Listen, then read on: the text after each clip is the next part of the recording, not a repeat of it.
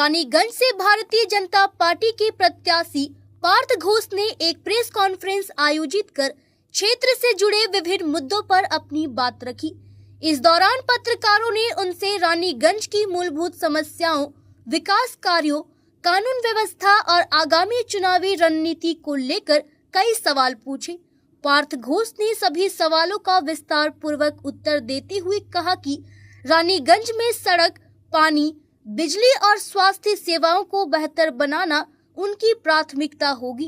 उन्होंने वर्तमान व्यवस्था पर निशाना साधते हुए कहा कि क्षेत्र में विकास कार्य अपेक्षित गति से नहीं हो पाए हैं, जिसे बदलना जरूरी है। उन्होंने यह भी कहा कि यदि जनता उन्हें अवसर देती है तो वे पारदर्शी और जनहितकारी विकास को प्राथमिकता देंगी। प्रेस कॉन्फ्रेंस के दौरान उन्होंने युवाओं के रोजगार, व्यापारियों की समस्याओं और क्षेत्र की सुरक्षा व्यवस्था को मजबूत करने का भी आश्वासन दिया। अंत में पार्थ घोष ने रानीगंज की जनता से अपील करते हुए कहा कि वे विकास और बदलाव के लिए भाजपा का समर्थन करें। অনেক দিন থেকে একটা ভোট টানা হয়, তাহলে গভর্নমেন্ট অনেকদিন ধরে যখন এই গভর্নমেন্ট চাইছে যে রানীগঞ্জ উঠে যাক বা রানীগঞ্জের মানুষজনকে শিফটিং সরাবো, কিন্তু তারপরে ওটাই তারা বলছে কিন্তু কোনো কার্যকারিতা নেই। 2 নম্বর কথা হচ্ছে, আপনি যদি বিধায়ক হয়ে আসেন তাহলে কি রানীগঞ্জের মানুষকে এখানেই বসবাস করার বিষয়ে কোনো নির্দিষ্ট ভাবনা নিয়ে আমি একটা কথা বলি, আমি বিধায়ক হয়ে আসি বা তার আগে যারা বিধায়ক ছিলেন বা পরবর্তীকালে যারা বিধায়ক হবেন, রানীগঞ্জ যেমন ছিল সেরকমই থাকবে। রানীগঞ্জ উঠে যাওয়ার কোনো প্রশ্নই নেই। মুখ্যমন্ত্রী একটা স্টেজে কিছু বললো, সেটার কোনো ভ্যালু নেই। তার কারণ হচ্ছে মুখ্যমন্ত্রী যেটা বলছে তার নোটিফিকেশন কোথায়? গভর্নমেন্টের গেজেট নোটিফিকেশন তো হতে হবে, গভর্নমেন্টের ডিসিশন তো বলতে হবে। মুখ্যমন্ত্রীর ডিসিশন করা গভর্নমেন্টের ডিসিশন নয়। মুখ্যমন্ত্রীকে বলতে গেলে কাউন্সিল অফ মিনিস্টারদেরকে বসিয়ে গেজেট নোটিফিকেশন করতে হবে, তবে গিয়ে সেটা সরকারি তার গভর্নমেন্টের নোটিফিকেশন হচ্ছে। মুখ্যমন্ত্রী বলাটা কিন্তু গভর্নমেন্ট, মুখ্যমন্ত্রী একটা ইন্ডিভিজুয়াল ক্যাপাসিটিতে একটা পলিটিক্যাল প্রোগ্রাম এসে পলিটিক্যাল এজেন্ডা দেওয়ার জন্য সেটা বলছে। মুখ্যমন্ত্রীকে গভর্নমেন্ট ফোরাম থেকে বলেছে কি? মুখ্যমন্ত্রী হিসেবে বলেনি।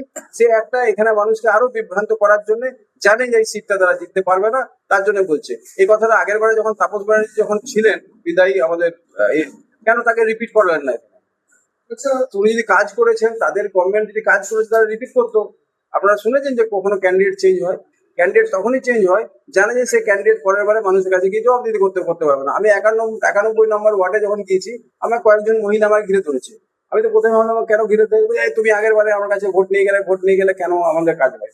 তো ওরা বুঝতে পারছে না সাধারণ মানুষকে, ওরা ভাবছে যে আমরাই হতে পারি বা কিছু। পরে যখন ওদেরকে বোঝালাম এবার তোমাদের কাছে, তোমরা যাকে ভাবছো সে আমি নই, কারণ সে হচ্ছে আগের এমএলএ ছিলেন, এখন উনি এখানে নেই। কোথায় আছে? আমরা অন্য জায়গাতে কন্টেস্ট করছেন, আপনারা যদি বাসের কেন্দ্র আপনারা গিয়ে ওখানে ধরতে পারেন, বলতে পারেন।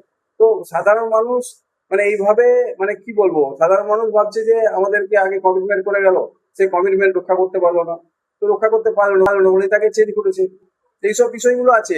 এখন যদি মুখ্যমন্ত্রী বলে যে এখান থেকে উঠে চলে যেতে হবে, উঠে চলে যেতে হবে, সেটাকে এখন থেকে স্টেজে কেন বললো?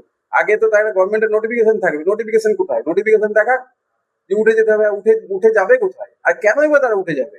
এর বংশ পরম্পরায় বেঁচে থাকবে, এখানে তারা বসবাস করছে, এত ব্যবসা আছে তাদের এখানে, তাদের সাথে একটা একটা অন্তরের টান জড়িয়ে আছে, এটা ফিলিংস জড়িয়ে আছে। উঠে যাওয়ার কোনো প্রশ্নই নেই। উঠে যাবেটা কেন?